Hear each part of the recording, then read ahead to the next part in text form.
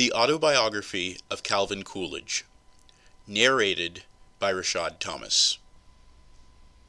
Chapter 1. Scenes of My Childhood.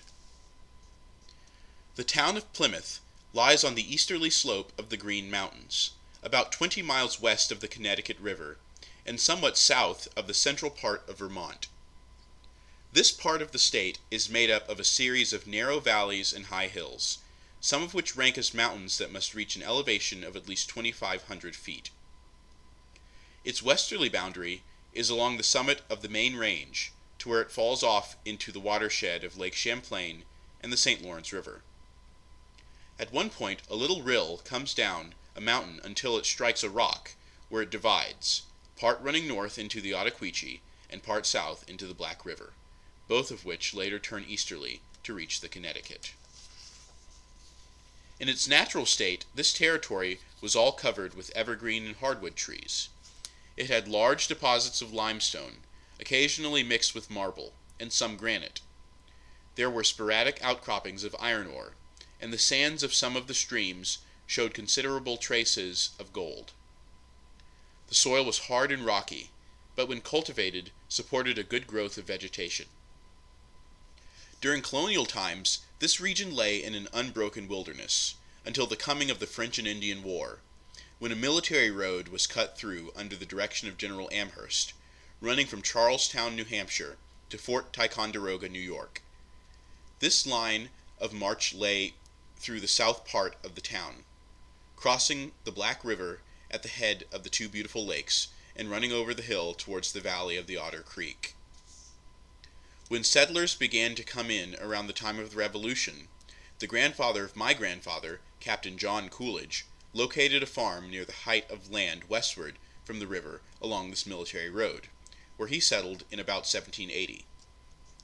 He had served in the Revolutionary Army, and may have learned of this region from some of his comrades who had known it in the old French wars, or who had passed over it in the campaign against Burgoyne, which culminated at Saratoga.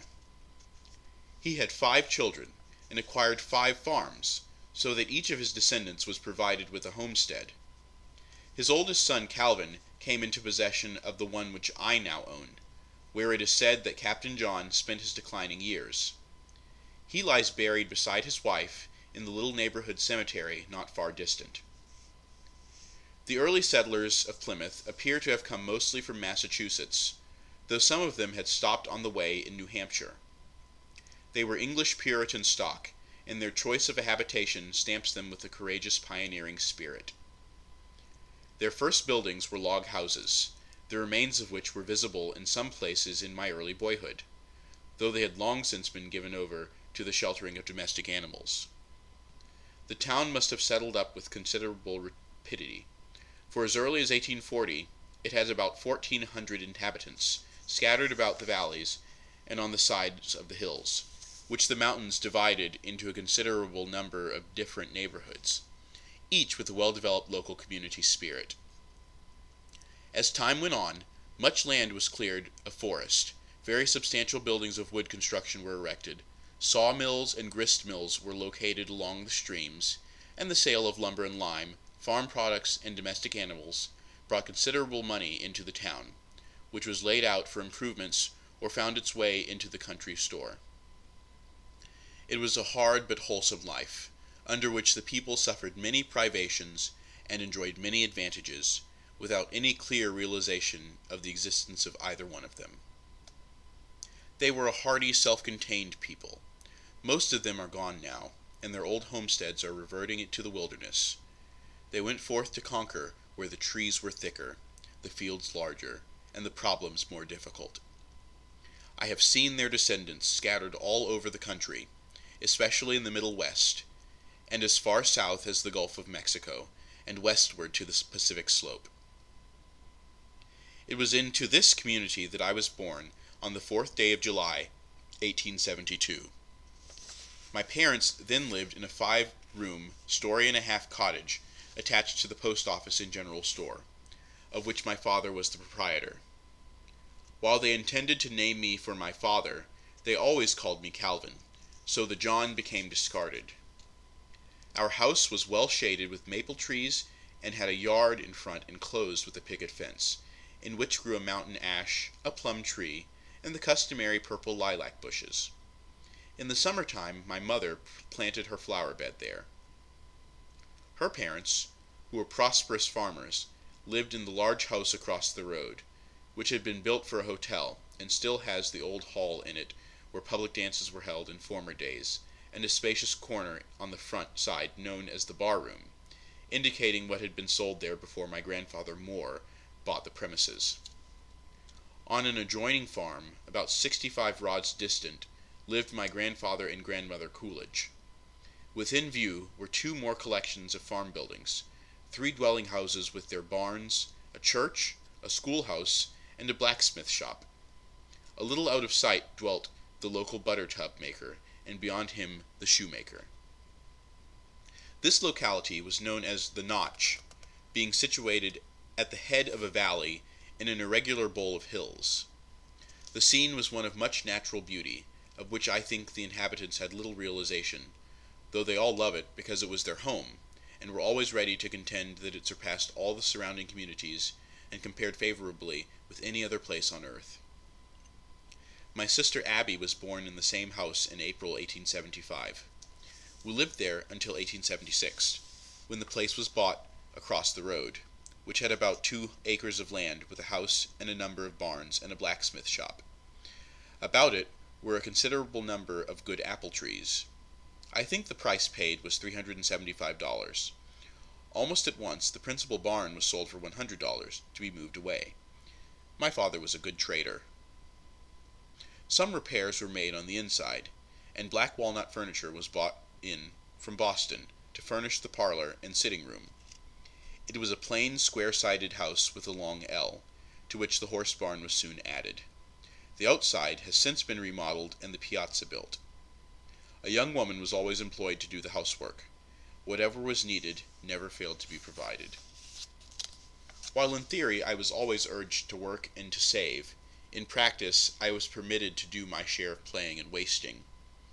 My playthings often lay in the road to be run over, and my ball game often interfered with my filling the wood box. I have been taken out of bed to do penance for such derelictions. My father, John Calvin Coolidge, ran the country store. He was successful. The annual rent of the whole place was $40. I have heard him say that his merchandise bills were about $10,000 yearly. He had no other expenses. His profits were about $100 per month on the average, so he must have sold on a very close margin. He trusted nearly everybody, but lost a surprisingly small amount. Sometimes people he had not seen for years would return and pay him the whole bill. He went to Boston in the spring and fall to buy goods. He took the midnight train from Ludlow, where they did not have sleeping cars, arriving in the city early in the morning, which saved him his hotel bill. He was a good businessman, a very hard worker, and did not like to see things wasted. He kept the store about 13 years, and sold it to my mother's brother, who became a prosperous merchant. In addition to his business ability, my father was very skillful with his hands. He worked with a carriage maker for a short time when he was young, and the best buggy he had for 20 years was one he made himself. He had a complete set of tools, ample to do all kinds of building and carpenter work. He knew how to lay bricks, and was an excellent stonemason. Following his sale of the store, about the time my grandfather died, besides running the farm, he opened the Old Blacksmith Shop, which stood upon the place across the road to which we had moved. He hired a blacksmith at $1 per day, who was a large-framed, powerful man with a black beard, said to be sometimes quarrelsome. I have seen him unaided throw a refractory horse to the ground when it objected to being shod. But he was always kind to me, letting me fuss around the shop, leaving his own row to do 3 or 4 hills for me, so that I could more easily keep up with the rest of the men in hoeing times, or favoring me in some way in the hayfield, as he helped on the farm in busy times. He always pitched the hay on the ox cart, and I raked after. If I was getting behind, he slowed up a little. He was a big-hearted man. I wish I could see that blacksmith again. The iron work for farm wagons and sled was fashioned and put on in the shop, oxen and horses brought there for shoeing, and metal parts of farm implements often repaired.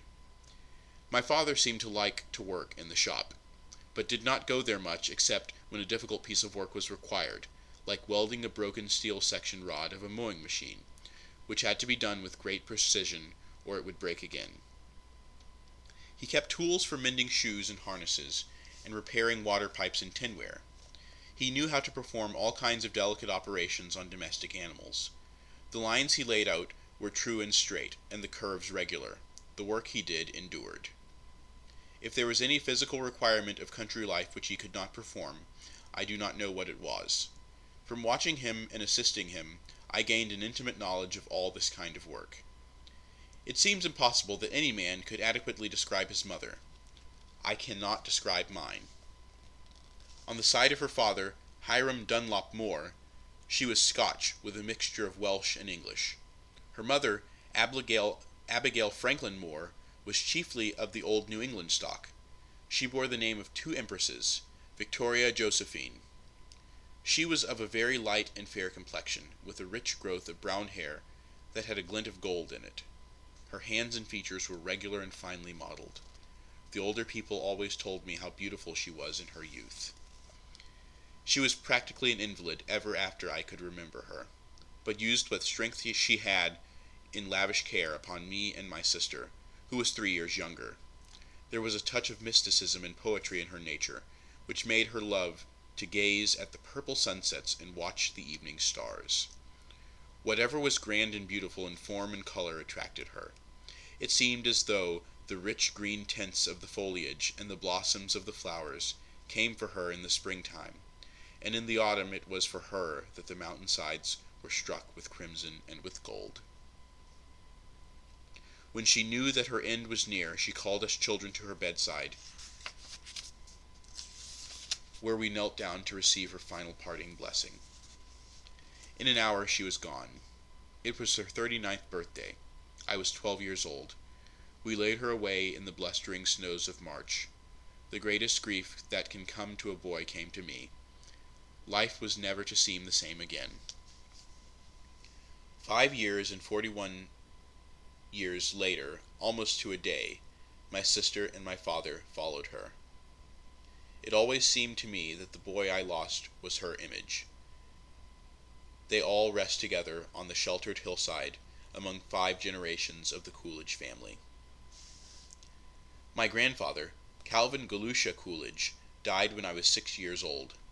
He was a spare man, over 6 feet tall, of a nature which caused people to confide in him, and of a character which made him a constant choice for public office. His mother and her family showed a marked trace of Indian blood.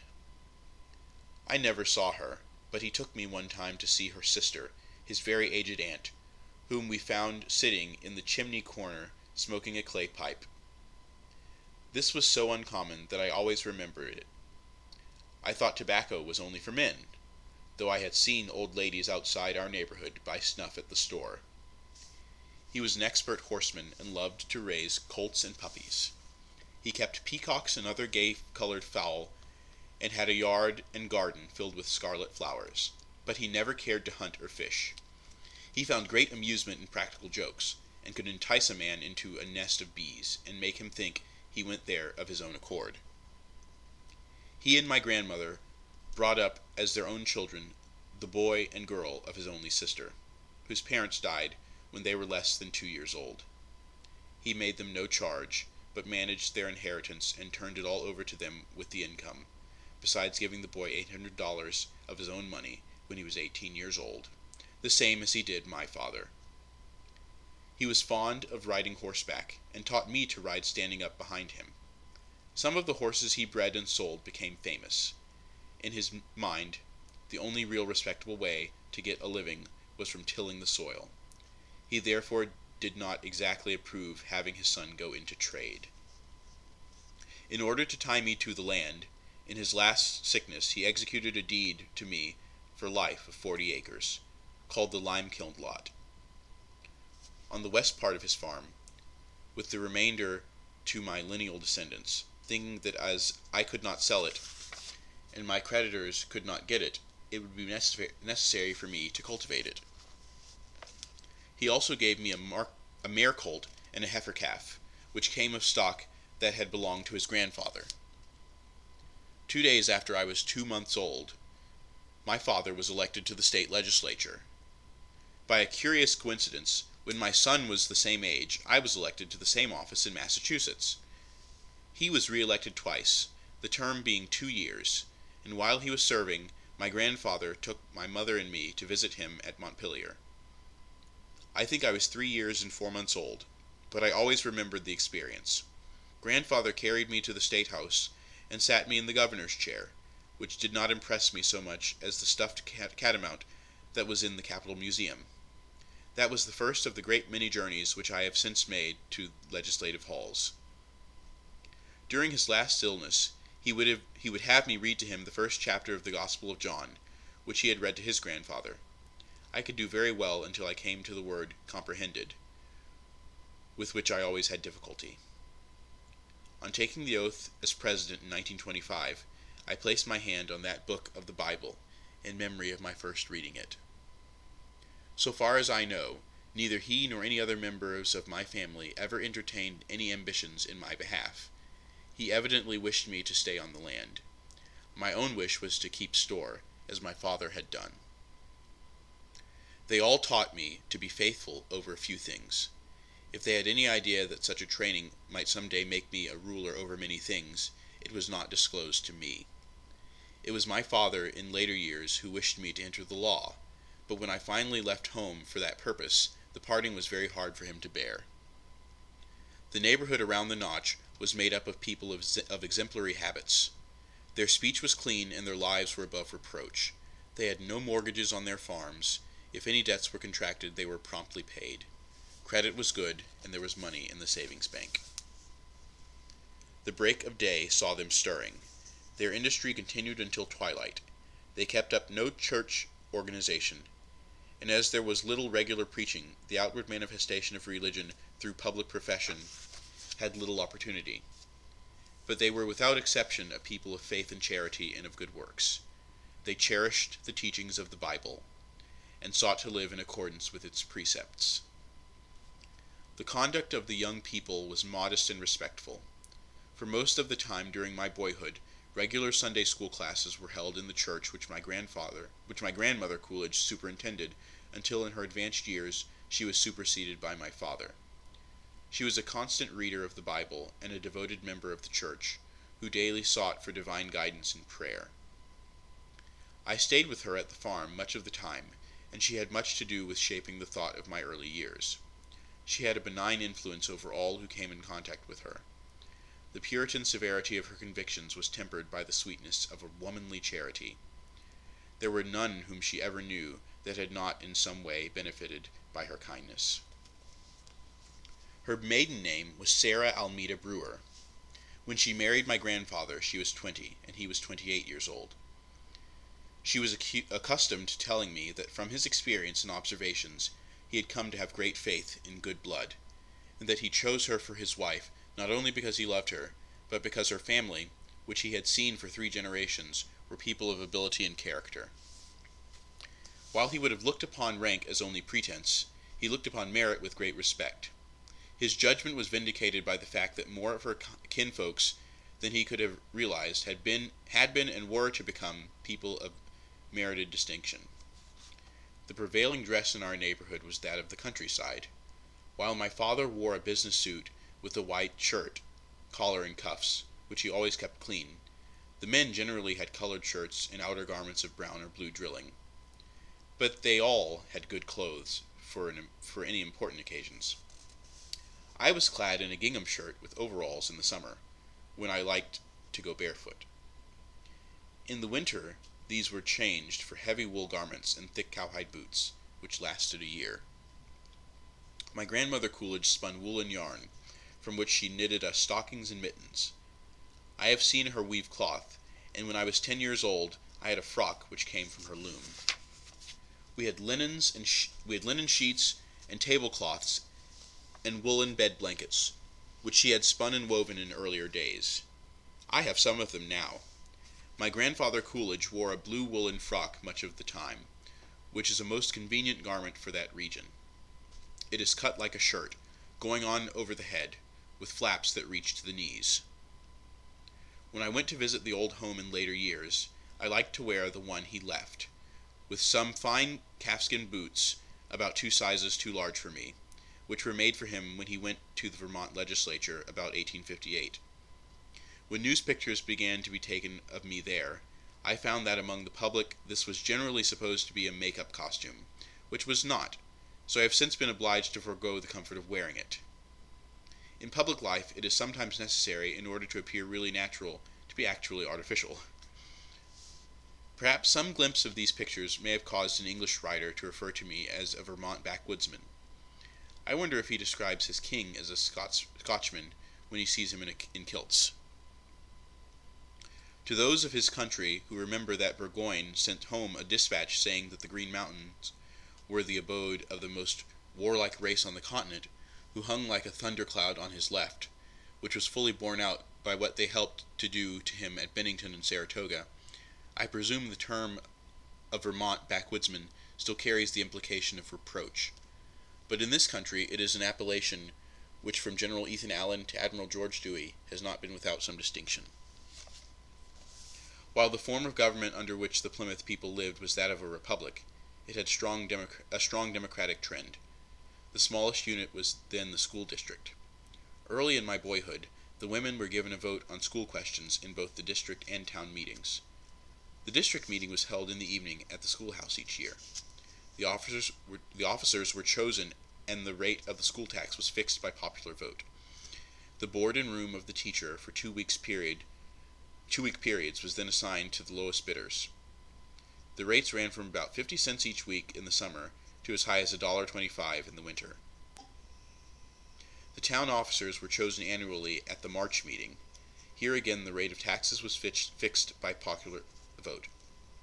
The bonded debt was rather large, coming down, as I was told, from expenses during the war and the costs of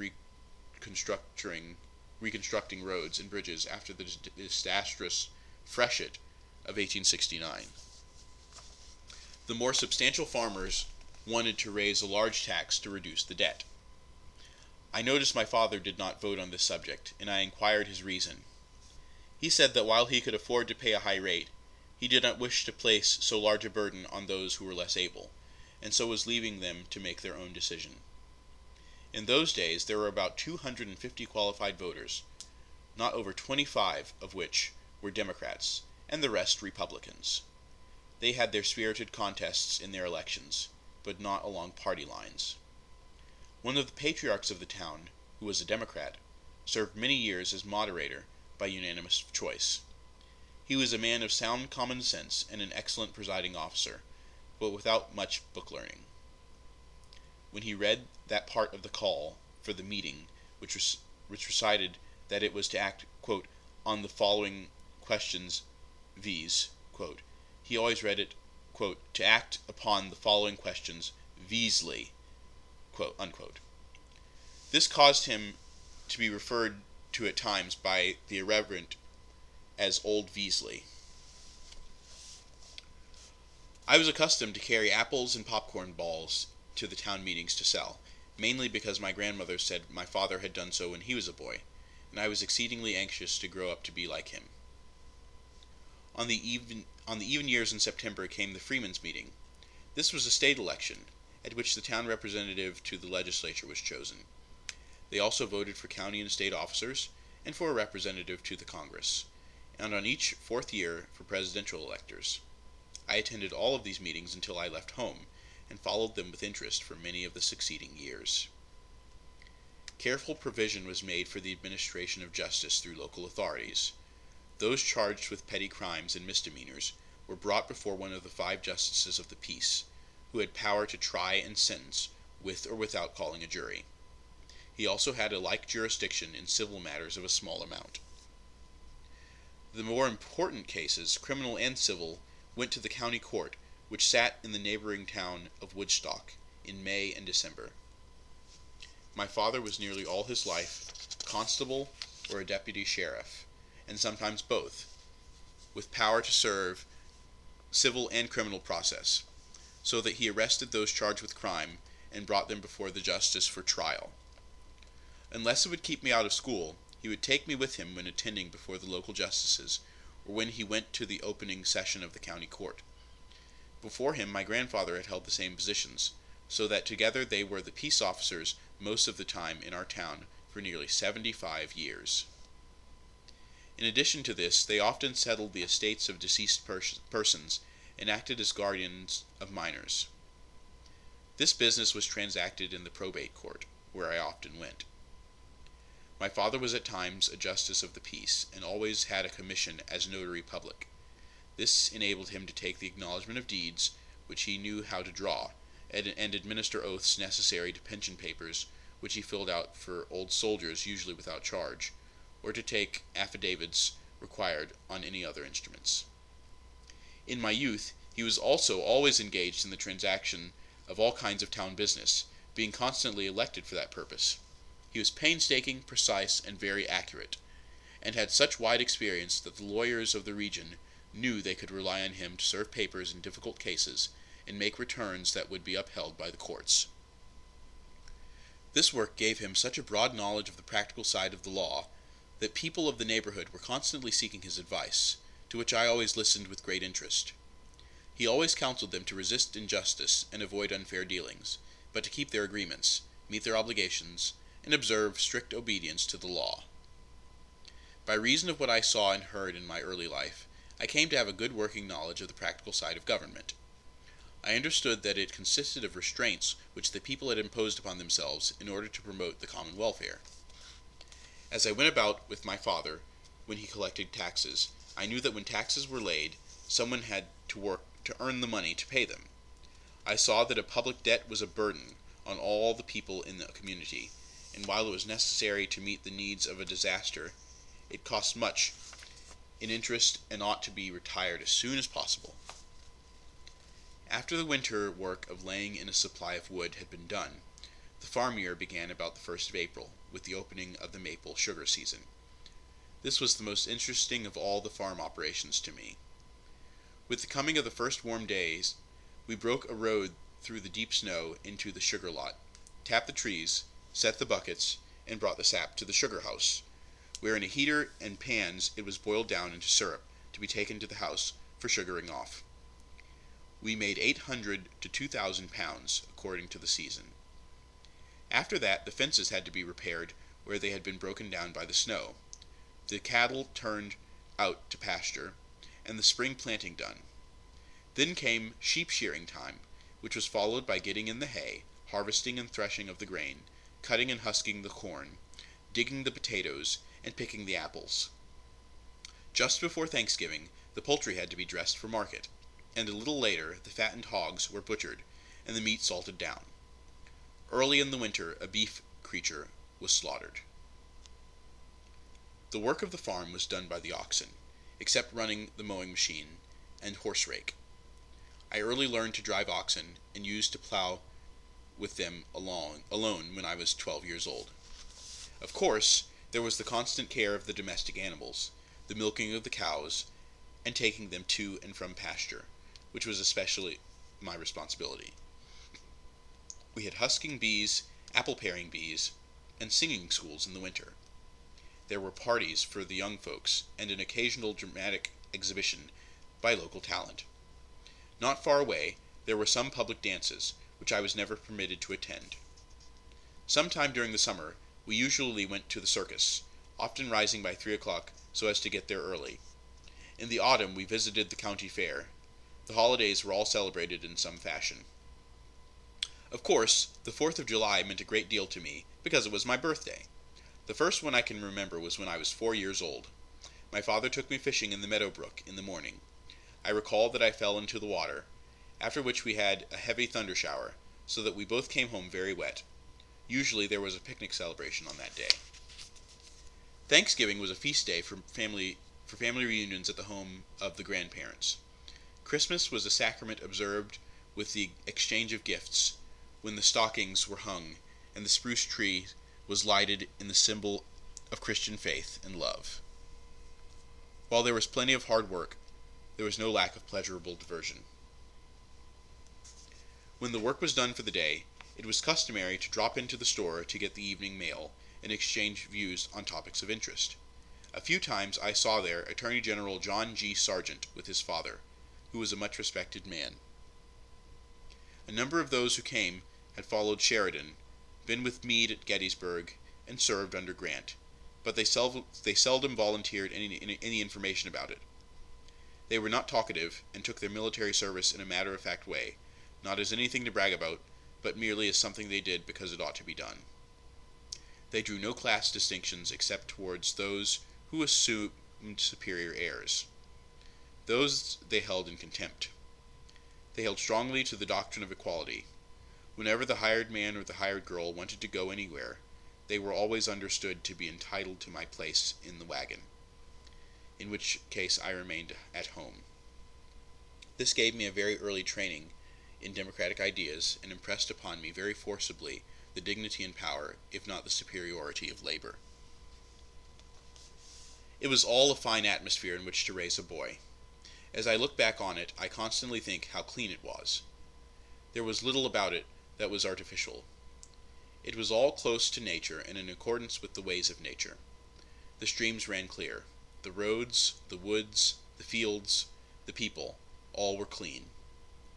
Even when I try to divest it of the halo which I know always surrounds the past, I am unable to create any other impression than that it was fresh and clean.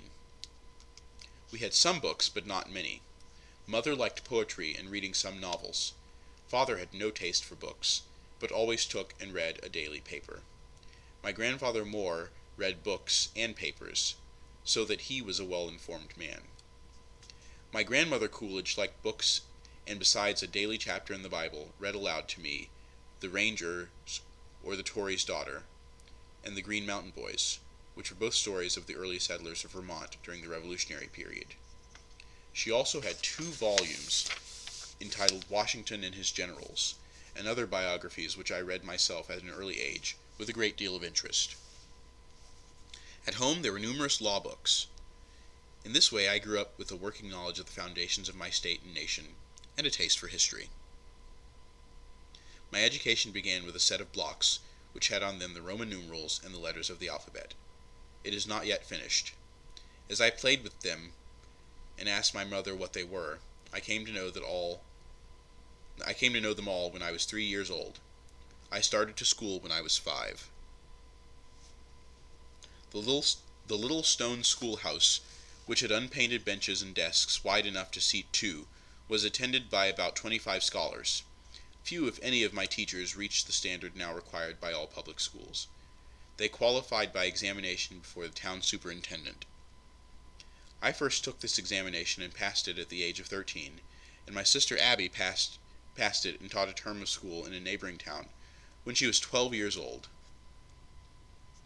My teachers were young women from neighboring communities, except sometimes